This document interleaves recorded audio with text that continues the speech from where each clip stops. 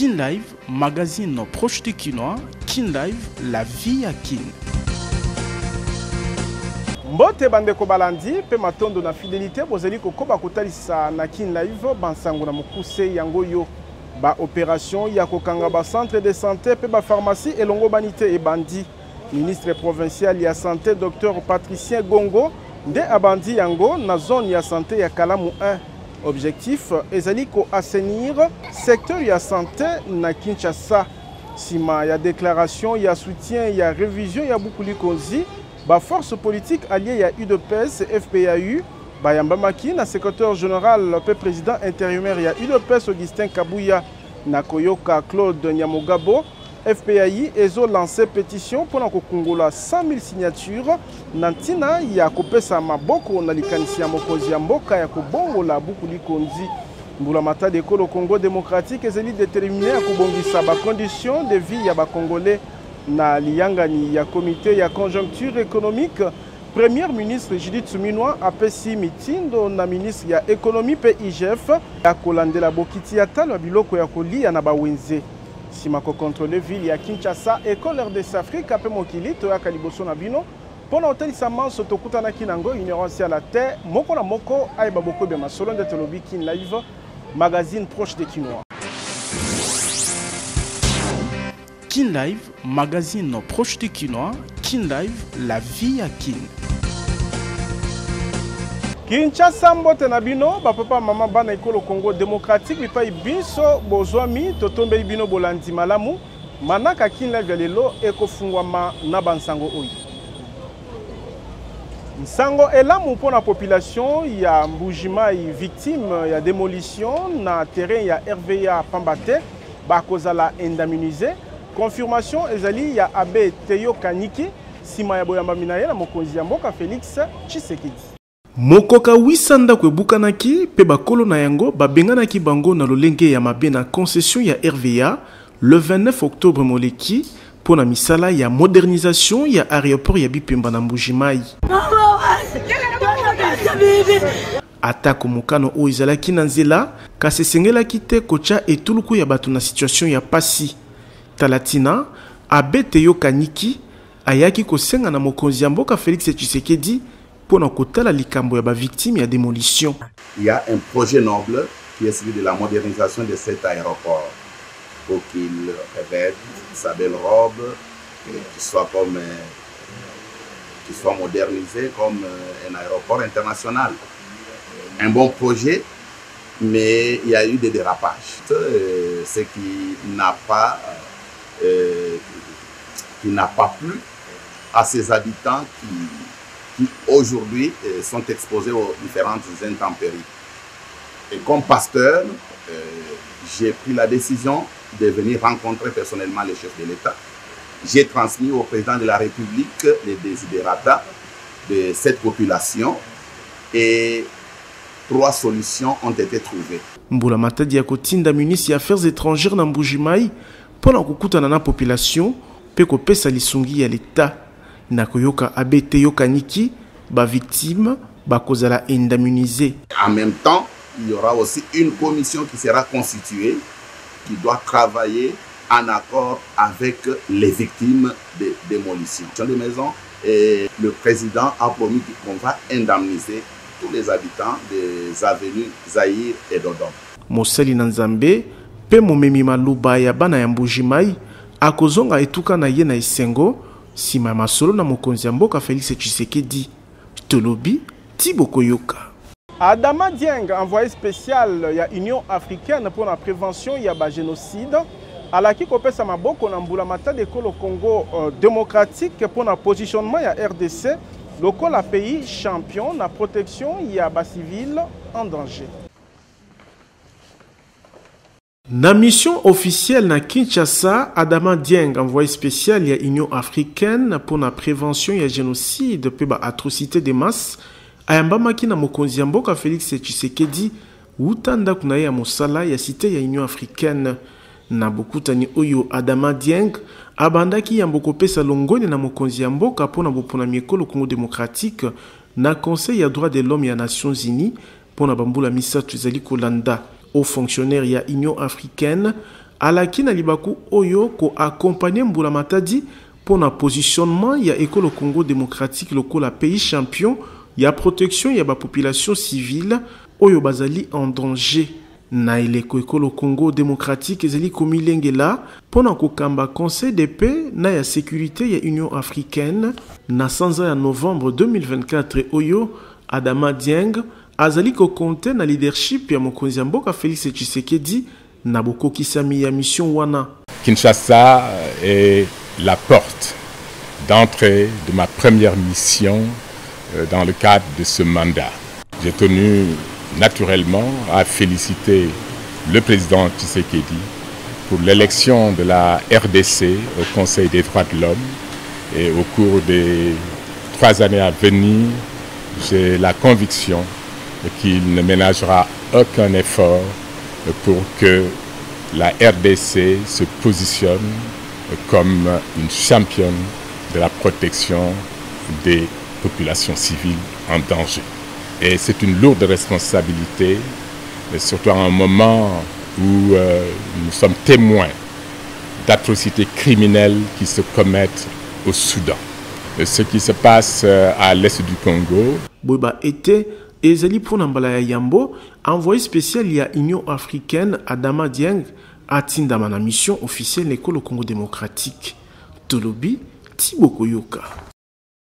Président de l'Assemblée nationale du Venezuela, Georges Rodriguez, premier vice-président du Sénat et le Congo démocratique, honorable José Kalala Wakalala, bataille ici détermination na bango, il y a affermir les liens diplomatiques parlementaires quand le Congo démocratique pe Venezuela, bataille saki yango na réunion bilatérale au bazalaki nango na Caracas. Na mobembo na Caracas, premier vice-président ya Sénat honorable José Kalala Wakalala ayambamaki na mokonzi Assemblée nationale ya Venezuela Georges Rodriguez. Coopération parlementaire kati na RDCP Venezuela nde mama na likambo esimbaki bokutani oyo wapi bakonzi nyonso mibale ba réaffirmer engagement na bango pona kolamusa balien ya diplomatie parlementaire kati na bikolo na bango nyonso mibale. Ezalaki libaku pona premier président ya Sénat José Kalala Wakalala ya ko rappeler mutuya ya thème ya Forum mondial parlementaire ya Caracas ya kobundisa fascisme, néo-fasciste pe mabunga o ekokani na yango considéré lokola crime contre l'humanité ordre mondial ya sika oyo ezali kokoba pona honorable José Kalala Wakalala kolelisa mabota ebele na mokili pe kokimisa batu bandaku na bango 80% ya batu bazali kobika na bobola. Lokola na Venezuela, premier vice-président ya Sénat alobelaki pe agression ya École Congo démocratique na Rwanda pe na libaku oyo apesaki longonya na diplomatie agissante ya mokonzi ya mboka o azali kosala manso pona bozongi ya kimia oyo koumela na Est. Na ngambo na ye, président ya Assemblée nationale ya Venezuela Georges Rodriguez apesi matondi na mobiangami na ye pona participation ya ekolo RDC na makita monene oyo esangisi pene ya 700 participants. Forum oyo pesi makoki ya kosensibiliser mokili ya kobundisa impérialisme pona kokembisa bondeko statut elembo ya courage ya lutte pe liberté epesamaki na premier vice-président ya Sénat honorable José Kalala Wakalala ayambamaki pe na président ya Venezuela Nicolas Maduro oyo apesaki longonya na ekolo Congo démocratique kolandisama na participation na ye na forum monene oyo ya mokili pe rôle à kosala kobanda lelo na dialogue parlementaire mondial pour soutenir ba cause juste pe kotombo la liberté na démocratie. Tolobi Tiboko Yoka. Europe ekolekisa tango ya pasi na eleko ya mandat ya Donald Trump na mutu ya États-Unis d'Amérique pambate akokotisa na misala bilaka apesaki na eleko ya campagne électorale Émile François Hollande député national pe président ya Kalamboka à France ou atalisi ete ba secteur ebele ekozwa kokoso na Europe. Boponami ya Donald Trump ezali nsango ya malamu te pona Europe. Ndenge batalisaki yango na eleko ya campagne électorale na ba média elika na bango ezalaki candidate démocrate aleka. Kasi lokola décision ezali ya peuple américain baponi kopesa destin ya États-Unis d'Amérique pona mbula mine ezali kolanda na Donald Trump ou ya ponami na 95 grands électeurs musika ya Kamala Harris 226. Na Europe, bamoni déjà boile bakubika na 4 ans ya bokonzi ya Donald Trump et ici François Hollande ou ya bakisi et France, Allemagne pe Europe mobimba et sengeli komilengela. Il est évident qu'il fera ce qu'il a proclamé dans la campagne et que ça va être une période de tension avec l'Europe.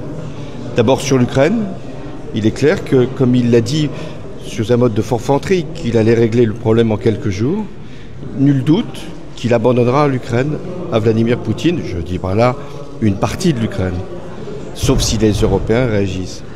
Sur la question commerciale, il ne fait pas non plus de doute qu'il y aura une augmentation des droits de douane aux États-Unis et que ça aura des conséquences extrêmement fâcheuses sur une partie de notre agriculture, une partie de notre industrie, notamment automobile, mais aussi des produits que nous exportons aux États-Unis, et que ça produira de l'inflation. Qu'il y aura aussi sur la question de l'Alliance Atlantique un retrait partiel des États-Unis et donc une contribution plus importante de l'Europe à l'Alliance. Et enfin, sur la question qui va de nouveau se poser de nos rapports avec la Chine, il y aura une tension supplémentaire.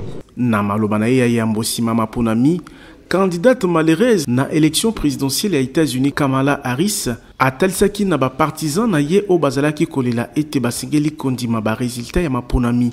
Yambo, vice-présidente ya États-Unis, a pesaki félicitations na Donald Trump. Pe atalisi ete bazali ko kamba transition pour na kolengela passation pacifique ya pouvoir.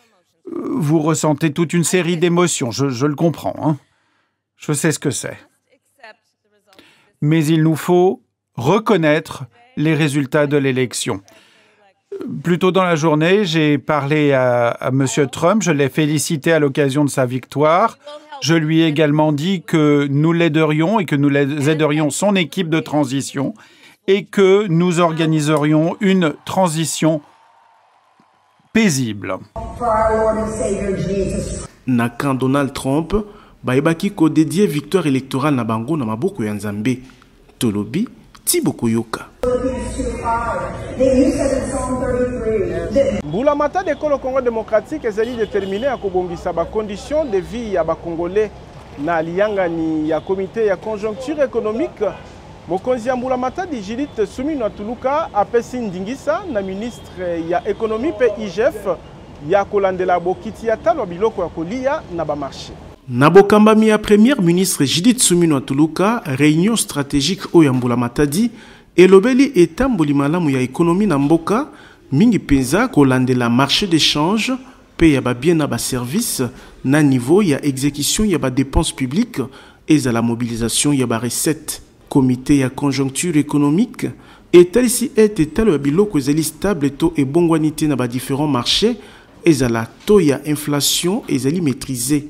Pendant ko bondisa vie chère, mokonzi ya Mboulamata di apesi mokumba na ministère ya économie pe IGF pendant ko landela bokiti ya talo biloko ya kolia.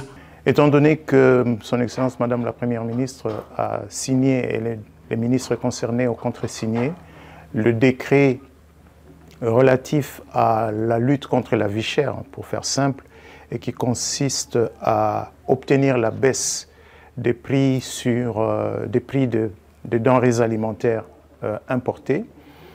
Il a été décidé pour que ce décret produise les effets dans les meilleurs délais possibles, que le ministère de l'économie nationale, avec l'assistance de l'inspection générale des finances, que l'on puisse donc procéder à la certification des stocks de manière à pouvoir faire bénéficier les importateurs des crédits d'impôt à valoir bien sûr sur les importations futures, ce qui permettra d'obtenir la baisse de ces prix dans les meilleurs délais possibles. Mboulamata diazali kolandela na bokebi exécution ya ba dépenses publiques na mobilisation ya ba recettes pambate objectif ezali kobattre la niveau ya ba dépenses en mode d'urgence o ekoki kozala tolérable mingi penza na eleko o ya suka ya mbula tolobi Tiboko Yoka. Sima ya déclaration na bango ya soutien na révision ya Bukuli Konzi Ekolo Congo démocratique ba force alliée ya IDPS ba mbamaki na secrétaire général pe président intérimaire Augustin Kabuya na koyoka Claude Nyamogabo FPAI ezo lancé pétition na tina ya kokungola 100 000 signatures pour kopesa maboko na likanisa mokonzi ya mboka Félix Tshisekedi. Ezali soutien monene na etumba ya révision ya buku likonzi pamba te liboke lokola moto moko ba force politique alliée ya UDPS bazwi mokano ya kopesa maboko na parti maire na bango po elongo bakembisa bokasi na ntina ya kopesa mboka buku likonzi esalemi na bakongolais ope ezali adapté na ba réalité ya mboka. Sima boyambami na bango na secrétaire général ya UDPS Augustin Kabouya, rapporteur ya FPAU na libaku oyo Claude Nyamogabo, atalisi ete bazali ko lancer pétition na tina ya kokongola 100 000 signatures pour la révision ya buku likonzi.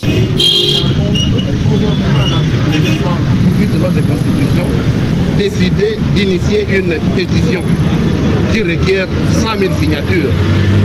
Nous sommes donc venus déposer la déclaration à l'autorité de l'UDPS, lui déposer cette déclaration, lui témoigner de tout notre soutien à l'initiative du président de la République et l'initiative que lui-même porte. Mais également, nous sommes venus lui dire que nous sommes déterminés à obtenir très rapidement les 100 000 signatures requises par l'article 218 de notre Constitution, afin que très rapidement nous soumettions cette pétition à qui de droit et afin que notre population soit donc consultée et donne son point de vue par rapport à l'initiative du président de la République. FPAU ezali regroupement membre ya Union Sacrée ya Yambo o italisi na mpoasa soutien na likanisi ya mokonzi ya mboka Félix Tshisekedi abimisaki na Kisangani ya kobongola mobeko likonzi. Tolobi Tiboko Yoka. Na lobaki yango na ebandeli révision ya constitution nekolo Congo démocratique ba confession religieuse ya etuka ya Okatanga bandimi likanisi ya mokonzi ya mboka ya kobongola buku likonzi. Na déclaration na bango batalisi ete tango mabongisami wana ekobanda ba confession religieuse pe ba participer. Na liyanga ni oesangisaki bajalisi ya ba confession religieuse na etuka ya Okatanga kati na bango communauté islamique ya Congo, armée d'Isali, église kimbangiste, orthodoxe, église anglicane, pe liloba na Nzambe, bamanoli na mozindo, polémique o ezui esika na mboka uta annonce ya révision ya buku likonzi na mokonzi ya mboka. Pour la confession religieuse oyo, ezali mutuya révision ya constitution ekolo Congo démocratique et salama. Kutu basengi ete ba confession religieuse peut participer na mabongisami ya kobongola mobeko likonzi. Il y a un homme de Dieu grand élevé dans ce monde qui avait dit que même la Bible, il faut la revoir. Il faut l'adapter par rapport aux réalités que nous vivons maintenant. J'avais dit l'autre fois que la Constitution n'est pas le Coran, n'est pas la Bible. Parce que même la Bible, nous avons Louis II. Donc il faut toujours revoir, surtout si pour le bien du peuple. Il y a certains articles qu'on doit revoir dans notre Constitution, qu'on doit adapter. Alors les chefs de confession religieuse ont trouvé qu'il y a de quoi encourager ce processus. Nous devons quand même encourager. C'est pourquoi nous demandons au peuple de ne pas se laisser entraîner par le manœuvre des politiciens, ça et là. Si les chefs de l'État étaient animés par un esprit bon d'aider le développement, la paix, la sécurité de notre peuple, est-ce qu'il y a-t-il un péché dans ça? Contrairement à l'église catholique, la confession religieuse Mistano Oyo, endimi kobongola buku likonzi pambate pona bango ata Biblia esengeli ezala adopté na ba réalité ya lilo ndenge etalisaki nganga Nzambe monene moko ya molongo tozali kotalila. Tolobi Tiboko Yoka. Opération ya kokanga ba centre de santé pe ba pharmacie elongo banité et bandi. Ministre provincial ya santé publique Dr Patricia Gongo nde abandi yango na zone ya santé Kalamu 1. Ba opération oyo ezali pona ko assainir secteur ya santé publique na engumba mokonzi Kinshasa. Akitaki ye moko na zone ya santé Kalamu 1 pona ko pesa nzela na bobandi ya opération ya bokangi ba centre de santé pe ba pharmacie o ezali viable te. Dr Patricia Gongo elongo na équipe na ye batambolaki na ba centre de santé pe ba pharmacie pona komona solo soki ezali kotosa mibeko. Non, on ferme. On ferme. Na molongo ya balopitalo ekangami na mokolo ya yambo oyo, ezali centre de santé Peniel, centre de santé Dieu Tout-Puissant, poste de santé TR, centre médical Avenir Folenve, pharmacie des familles, pe bongo na bongo, sima komona solo ete ba condition na yango elongo banité. Tolobaki ke tokoya ko lancer officiellement activité na biso ya munene eza ko s'étaler na ba mois ebele ya ko assainir système ya santé ya ville ya Kinshasa. Bomoni ke tokiti na terrain bino moko bomoni modèle nini ya ba centre tokuti na terrain pe to sele lelo to pona ki zone de santé ya Kalamu 1 pour que to lancer mais que s'étendre dans la zone de santé nyonso ya ville ya Kinshasa, donc les 35 zones de santé lobby déjà to sur terrain na 11 zones de santé pour na kokanga ngonga yango yo mutu oyo centre de santé na ezala kwa pré-morgue, donc ezala kwa otoyuti komona ezali centre moko ozo sungaka batu ba kokota po bake na morgue kanga eroyo oza na pharmacie to yeba te soki eza pharmacie to tsomona kuna ye moko échange ye moko Orange Money ye moko azolamba na kati madesu azosala fufu kanga eroyo parce que toi na seul objectif ezali ko faire que bakinoise na bakinois bazwa accès aux soins de santé de qualité. Soins de santé de qualité to lingi na hôpital charlatans à la tête, ça veut dire que yo soko sala no médecine te kende ko sala libaya to te luka ko kende soko te kambila tika médecine na bato basala médecine yo muto sala pharmacie te to toza assistant en pharmacie te auxiliaire en pharmacie te tika ko te kisi kende ko sala makamlo mususu tikela mutu o ya yebi musala na e pour que to éviter ba mort. Na koyoka patron ya santé na capitale Dr Patricia Gongo, opération o ekokende na 35 zones de santé nyonso ya Kinshasa. Tolobi Thibaut Koyoka. Kin Live, magazine proche du Kinois. Kin Live, la vie à Kin.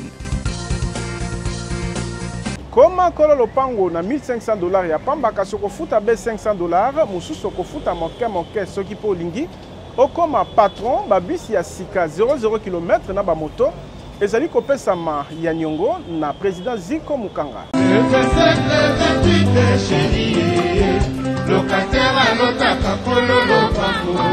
Soki olingi otika kolotaka kololo pango na suka ya sanza pe kolongwa na vie ya kilocataire na Kinshasa, président Ziko Mukanga Makila Lumumba acheli bisomi bange na ba concession Mukanga 1 na commune ya Ntele pe Mukanga 2 na commune ya Maluku po okoma kololo pango. Na ba concession na ye, lopango ya 20 sur 20 ezali na $1,500 ya pamba, kasi okofuta avance ya $500 ya pamba, o etikali okofuta moke pendant 12 mois. Avantage okozwa nulle part ailleurs, na ba concession Mukanga MPD, ba dépôt ya mabaya, ba dépôt ya ciment, ya batol, pe ya ba barre de fer nyonso ezali sur place pour faciliter construction na yo. Ba forage ya mai pe mi bange na ba groupe électrogène ezali pona ko alimenter ba quartier Mukanga. Avantage mususu ezali paysage ozali komona lokola kaka na Ottawa mopepe kitoko na yango. Ba visite ezali organisée jeudi nyonso na quartier Mukanga 2 na commune ya Maluku pe chaque samedi na quartier Mukanga 1 na commune ya Ntele. Kasi pona ko silisa chômage na RDC, président Ziko Mukanga aye na opération comme patron. Azali kopesa moto ya 2 pneus na $1,300 ya pamba, avance $400 ya 3 pneus na $4,500 ya pamba, avance ya $2,000 ya pamba. Pe babisi ya VIP ya transport na $30,000 ya pamba, avance $10,000. Ozwi bisi ya sika 00 km o etikali okofuta malebe kino na suka. Adresse tozali na 2e niveau ya galerie Efra na numéro 42 ya avenue Victoire, quartier Kauka na commune ya Kalamu.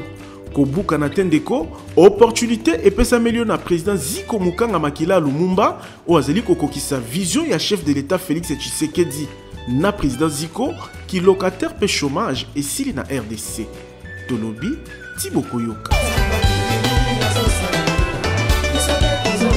Voyeurisme tobi donka na lingala epekisami moto akokweya na mbeba wana akozwa etumbu esengeli etalisi lieutenant magistrat capitaine substitut ya auditeur militaire ya garnison ya Mbujimai oyebaki ko sensibiliser mapinga na mibeko ya ndenge na ndenge oyo bakoki kokweisama. Nazali lieutenant magistrat, capitaine, substitut, il y a auditeur militaire, il y a garnison. Il y a Mbujimai. Donc, na paragraphe 17, infraction au Babengi, Levira et Sorola forcé. Et ça, infraction à Sika. Mais elle a qui si nini? Moi, si, à Koufeli Moubal. Bino Sikoyo, on le botika moi, si, qui est de ndenge na ye. Olingi ke mwasi wana abala leki ya mubali na ye. Ou bien noko ya mubali wana, ou bien muninga ya mubali wana. Mais asa membre ya famille ya mubali. Nde ba pekisi yango. Eza ba coutume o ya mabe, ni be ko pekisi yango. Eza sens inverse. Mubali pe akufeli mwasi, mais ba famille ya mwasi ba zo imposer, il faut azwa leki ya mwasi. Akoma mwasi na ye. Bazo pesa ba raison kili do coutume lobby. Il faut que kaka yepo to batela bana bapekisi yango soki SD aux informés na makambo wana bokoko il faut ezala conforme na mibeko et puis balobi na paragraphe 18 ba infraction mususu oyo tozo sala na ba réseaux sociaux lelo yo ekomi sikoyo ba infraction batie yango moi si azo sukola na kikoso yo ke yo zo kende ko donkeye bokaka omona kuna soki azala ndene aza pembe na kati aza mwindu na kati nde yango babengi voyeurisme oza bandaku ekangama cohabitation yozi otoboli mwa lidusu moko obetaka vizolongo kuna oyokaka makambo nini ezoleka epa bavasin soki bakangi yo infraction nde yango ya sika ebimi voyeurisme obien mwasi avandi na ye na barobe na ye wana soki bajipe abosani yo ya ozoya koleka pembeni obwaki mwa eloko nsima ye po obeta vizolongo susi na yo eza kaka omona partie intime ya komi voyeurisme lidonka ya turo bakolia yo kokende kodonke lisusu te bon infraction ya suka eza assimilé na infraction otolobaki wana ya chantage. Comme boza na ye malamu, ozozwa na ba photo ya mitakala, moko azof ba video pe. Mais boye bokabwani na ye olingi no mususu. Siko ye akomi koloba eno, yo oboya ngai, soki kaka omekika na fi wana. Kana zana ba biloko na yo.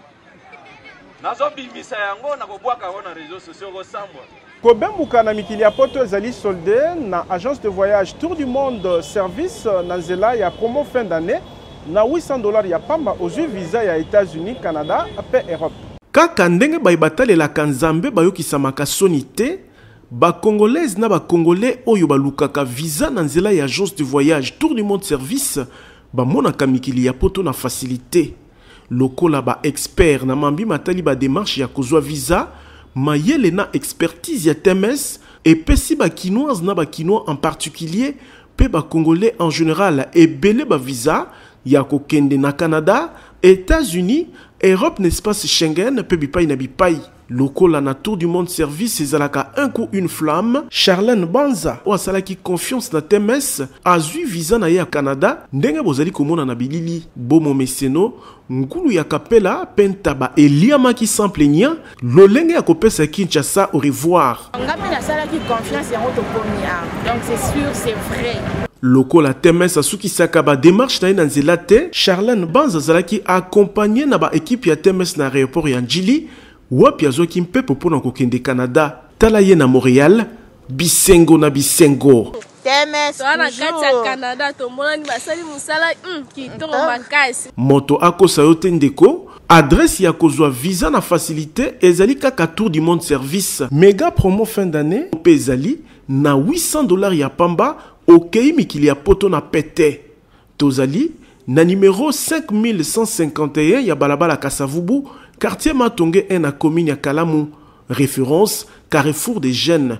Kasi pour na réseaux sociaux, Landa TMS na page certifiée pour ba dongolo misu o bazali ko pola ebele à 0 ba komi ko sala nyamu kino na ba page Facebook. Ba komela paiement na TMS visa nde visa. Tolobi Tiboko Yoka.